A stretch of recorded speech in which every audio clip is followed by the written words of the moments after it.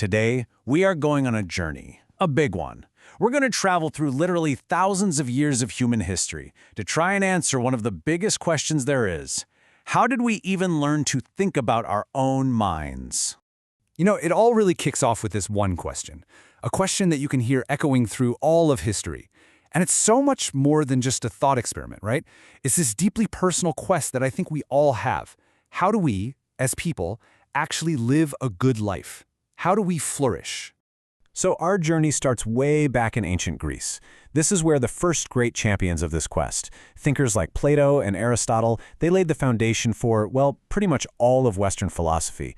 And they did it by turning their gaze inward, trying to understand the mysterious nature of the soul and the self. Now, these two philosophical giants, they had really different ideas on how to get to that good life. Plato, he believed the answers were already inside us, just kind of locked away, waiting for us to find them through quiet inner reflection. But his student, Aristotle, he had a much more, let's say, hands-on approach.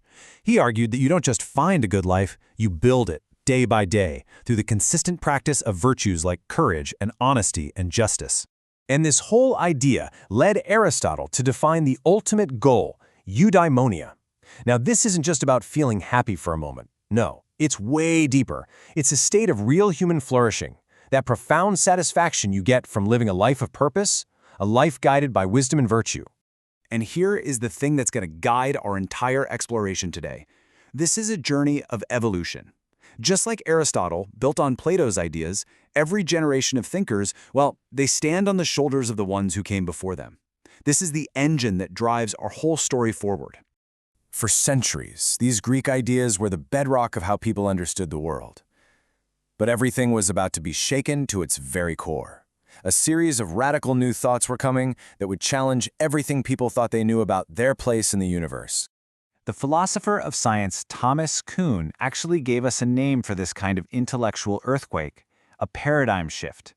It's that incredible moment when the old map of reality just doesn't work anymore, and we're forced to draw a brand new one that's much bigger and way more complex. And wow, this timeline shows that shift perfectly. Just look at how fast things start moving. For thousands of years, the worldview was static. Humanity is the center of everything.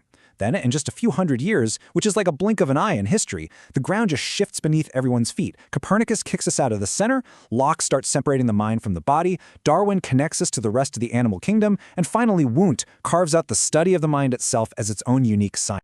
A huge figure in this whole disruption was René Descartes. He introduced this idea of dualism, this radical thought that the mind and the body are two totally different things. The body, he said, is just a physical machine, but the mind? Oh, that's something else entirely. It's immaterial, non-physical.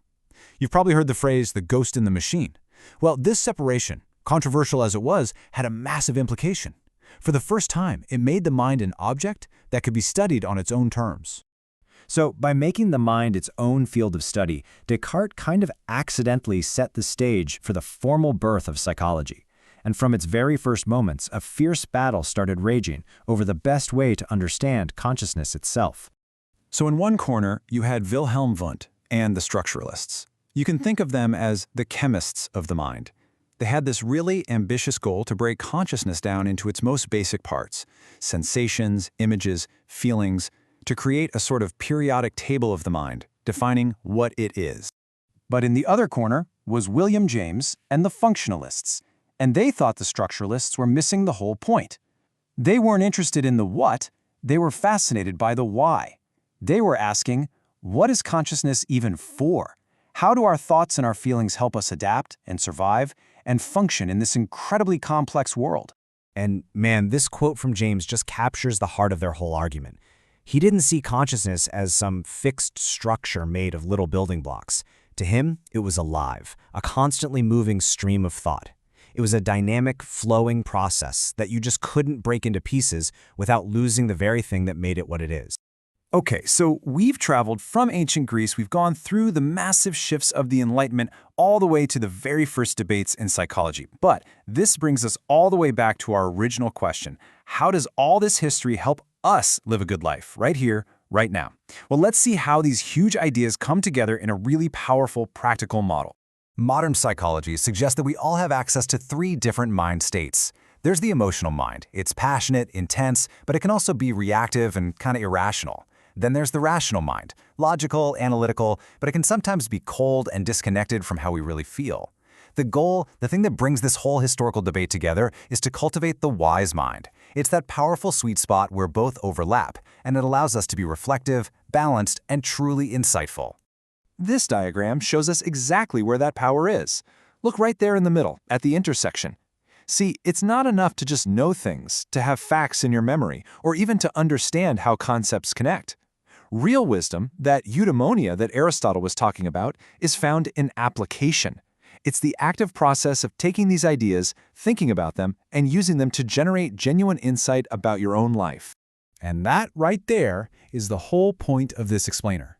This historical journey isn't just a tour of old ideas. It's about taking these profound, complex theories and turning them into simple, actionable insights that you can use to better understand the river of your own consciousness. From Plato to William James, the greatest minds in history have wrestled with these huge questions. Their incredible journey of discovery has brought us right here to this very moment. So the only question that really matters now is, what will you ask yourself?